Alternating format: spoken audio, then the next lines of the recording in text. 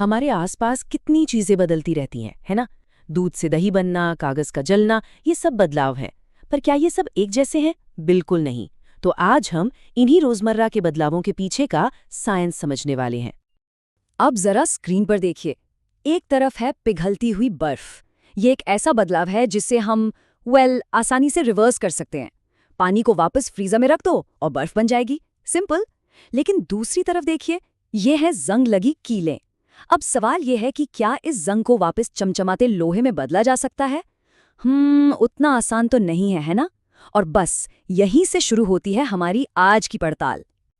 तो सवाल यही है, बदलाव तो हर जगह हो रहे हैं, हर पल हो रहे हैं, पर क्या सारे बदलाव एक जैसे होते हैं? क्या हम इन्हें अलग अलग कैटेगरीज में रख सकते हैं? चलिए मिलकर इस पहेली को सुलझाते हैं और देखते हैं कि इन बदलावों के पीछे का साइंस क्या कहता है। चलिए पहले उन बदलावों की बात करते हैं जो कह सकते हैं कि बस ऊपरी तौर पर होते हैं। मतलब चीज का रूप, रंग, आकार तो बदल जाता है, लेकिन अंदर से वो चीज वही की वही रहती है।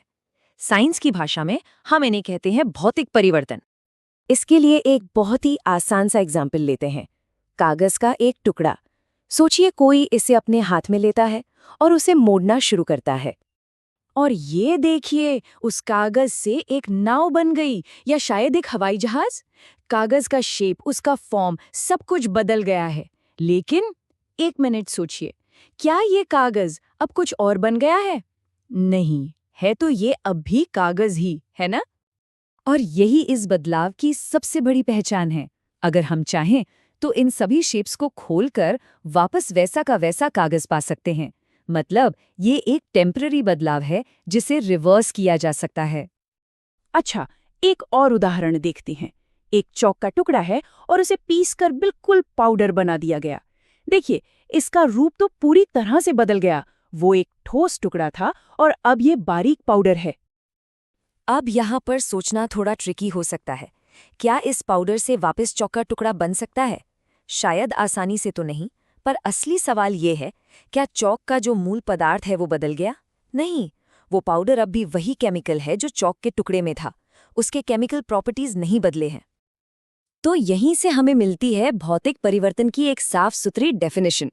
ये एक ऐसा बदलाव है जिसमें पदार्थ के सिर्फ भौतिक गुण, मतलब उसका आकार, साइज या स्टेट, जैसे ठोस से द्रव, बदलते हैं, पर कोई भी नया पदार्थ नहीं बनता। उसकी आइडेंटिटी, उसकी पहचान वही रहती है।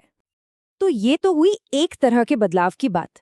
अब बढ़ते हैं दूसरे टाइप की तरफ, जो इससे कहीं ज्यादा ड्रामेटिक और परमानेंट होते हैं। यहाँ हम देखेंगे कि कैसे पुरानी चीजें मिलकर कुछ बिल्कुल नया बना देती हैं। तो अब थोड़ा साइंस मैजिक करने का टाइम है। हम एक बहुत ही क्लासिक एक्सपेरिमेंट करने वाले हैं। सबसे पहले एक टेस्ट ट्यूब में थोड़ा सिरका लेंगे और फिर उसमें मिलाएंगे एक चुटकी बेकिंग सोडा। अरे वाह, देखिए तुरंत एक गैस के बुलबुले निकलने लगे। पर सवाल ये है कि ये गैस है कौन सी? इसका पता लगाने के लिए हम इसे चूने के पानी में से गुजारेंगे। जैसा कि इस सेटअप में दिख रहा है, पहली टेस्ट ट्यूब में सिरका और बेकिंग सोडा का रिएक्शन हो रहा है, जिससे गैस बन रही है। इस गैस को एक पतली सी नली से दूसरी टेस्ट ट्यूब में भेजा जा रहा है, जिसमें चूने का पानी रखा है। वो फिजिंग, वो बुदबुदाहट साफ दिख रही है। इसका मतलब है गैस चूने के पानी में मिक्स हो रही है। और ये रहा हमारा रिजल्ट। देखिए, चूने का जो साफ पानी था वो अब दूधिया हो गया है। ऐसा क्यों हुआ? ऐसा इसलिए हुआ क्योंकि जो गैस बनी थी, कार्बन डाइऑक्साइड, उसने चूने के पानी के साथ रिएक्ट करके एक बिल्कुल नया पदार्थ बना दिया है, कैल्शियम कार्बोनेट। और ये इस बात का पक्का सबूत है कि यहाँ एक रासायनिक बदलाव हुआ है। तो ये होता है एक रासायनिक परिवर्तन, एक ऐसा बदलाव जिसमें एक या एक से ज्यादा नए पदार्थ बनते हैं और इन नए पदार्थों के गुण पहले वाले पदार्थों से बिल्कुल अलग होते हैं।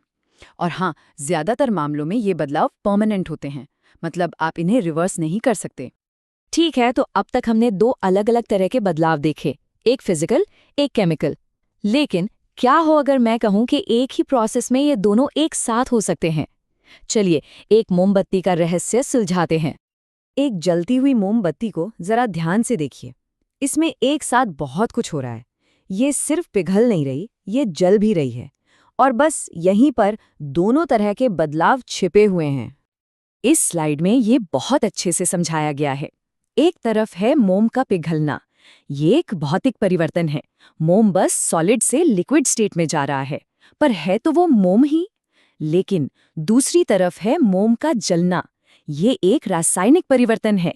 यहाँ मोम हवा की ऑक्सीजन के साथ रिएक्ट करके गर्मी, रोशनी और कार्बन डाइऑक्साइड जैसी बिल्कुल नई चीजें बना रहा है। सोचिए, एक ही चीज और दो तरह के बदलाव, है ना अमेजिंग?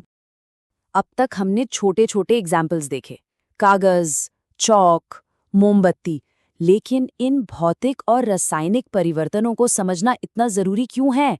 क्योंकि हमारी पूरी दुनिया, हमारा पूरा यूनिवर्स इन्हीं बदलावों पर चल रहा है, छोटे से छोटे एटम से लेकर बड़े बड़े सितारों तक। किसी भी चीज का जलना, जिसे हम कंबशन भी कहते हैं, एक बहुत ही पावरफुल रासायनिक परिवर्तन है जो एनर्जी रिलीज करता है। जैसे जब ये मैग्नीशियम रिबन जलता है तो देखिए कितनी तेज रोशनी और गर्मी निकलती है, और जलने के बाद जो सफ़ेद पाउडर बचता है वो एक बिल्कुल नया पदार्थ है, मैग्नीशियम ऑक्साइड। इसे आग का त्रिकोण या फायर ट्रायंगल भी कहते हैं। किसी भी चीज को जलने के लिए इन तीन चीजों का होना एब्सोल्युटली जरूरी है, ईंधन, ऑक्सीजन और गर्मी। और यही वजह है कि आग बुझाने के लिए हम क्या करते हैं?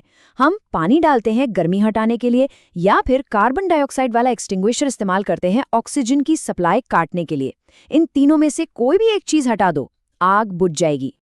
पर रासायनिक परिवर्तन हमेशा आग और धुएं वाले नहीं होते, वो जादू जैसे खूबसूरत भी हो सकते हैं। कभी जुगनुओं को देखा है? उनके शरीर के अंदर एक केमिकल रिएक्शन होता है जिससे वे चमकते हैं। और इसकी सबसे अच्छी बात पता है क्या है? ये रोशनी बिना किसी गर्मी के पैदा होती है। कमाल है ना?